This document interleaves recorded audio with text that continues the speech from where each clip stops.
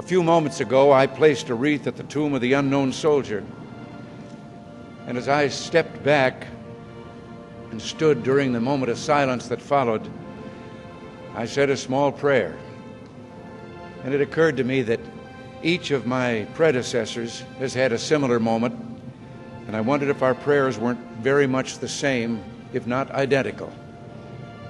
We celebrate Veterans Day on the anniversary of the armistice that ended World War I, the armistice that began on the 11th hour of the 11th day of the 11th month. And I wonder, in fact, if all Americans' prayers aren't the same as those I mentioned a moment ago.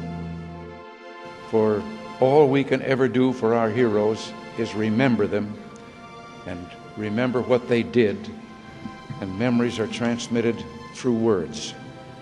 We see these soldiers in our mind as old and wise. We see them as something like the founding fathers, grave and gray-haired.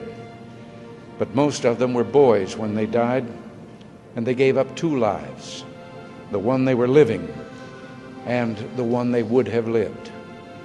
When they died, they gave up their chance to be husbands and fathers and grandfathers. They gave up their chance to be revered old men. They gave up everything for our country, for us. And all we can do is remember. There's always someone who is remembering for us.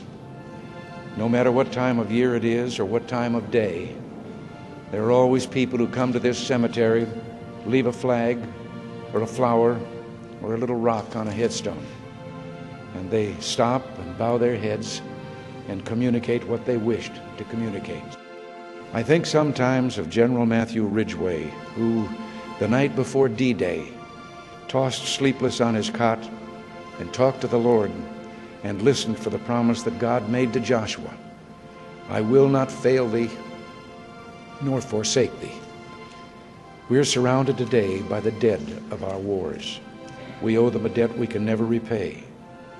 All we can do is remember them and what they did and why they had to be brave for us. All we can do is try to see that other young men never have to join them. Today, as never before, we must pledge to remember the things that will continue the peace.